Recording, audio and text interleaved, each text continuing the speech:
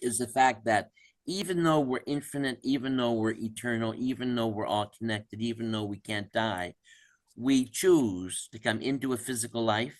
We choose to come here and forget who we are and what we are and be limited because we want limitation, we want challenge, we want to experience things, and without challenge we can't become compassionate. Like, you can't learn how to love, or you can't learn compassion unless you've experienced challenge. Just saying, like, if you've gone through something, you understand it better than if you're just watching it from the outside. You know, if you've had a relationship issue, have had issues with anything, you're going to relate to it a whole lot better if you've had the opportunity to be challenged in some meaningful way that is relevant to it. So the reason that the reason we're imperfect here, and the reason we are not totally all we can be here, is that what we're doing here is we are connecting to and trying to evolve and change and gain experience and understanding, because in spirit, and this is useful, in spirit, there is no challenge. There is no challenge.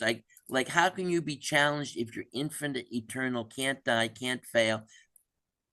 How can you be challenged? You know, how can you understand what it means to be hurt, or to feel alone, or to feel separate, or to feel like we come into life to experience that so we can be more from it. We can work through it. Like, I want to know what chocolate tastes like. Okay, I want to know how to ride a bike. I want to know what it feels like to hold a little kitten in my hand, you know? And if I'm spirit and have no physicality, I'll never know that. I'll never have the opportunity to do that, you know, because I'll know I'm infinite. I'll know I'm eternal. I know I can't fail. So how can I be challenged? How can anyone challenge you if you know that you can't fail? So what we do is we come here and we forget that we can't fail. And we feel small and we feel separate. But what we're doing in learning how to connect to our gifts and learning how to connect to that part of ourselves that is still on the spirit side is we're learning how to rise above limitation.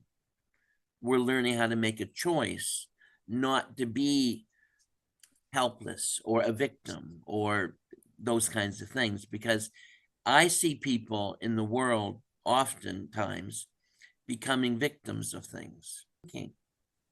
You need to think different. Like, I want you to think you can do it, to know you can do it, because you're stopping yourself before you move. And what are you allowing? What is causing you to do that? What is it that stops us from doing things when we're in life? Fear.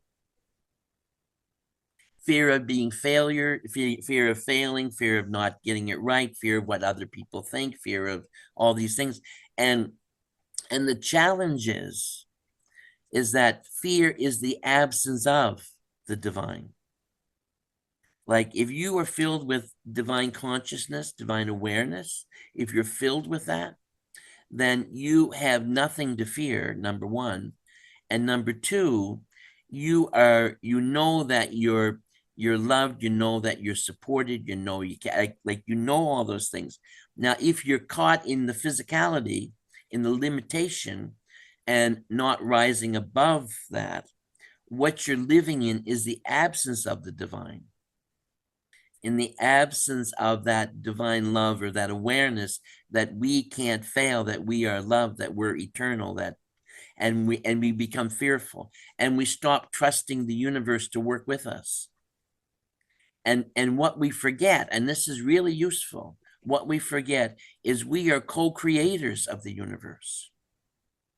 Like, not only does God bring things to us, but God has given us the ability as a collective consciousness and as an individual consciousness to be in control of our lives.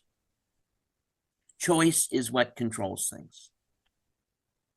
Purposeful, divine design, purposeful. Like you chose it, you made it, So the power in that is profound.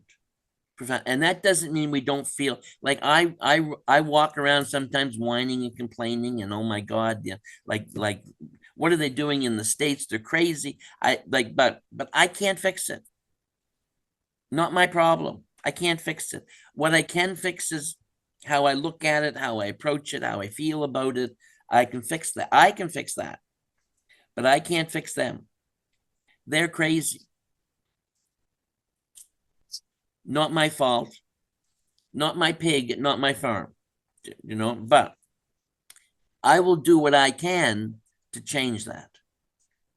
And the way I change it is by being affirmative, by being positive, by doing what I do and add my essence to the great collective consciousness that hopefully will change the world. Because if we all believe something, that belief is powerful.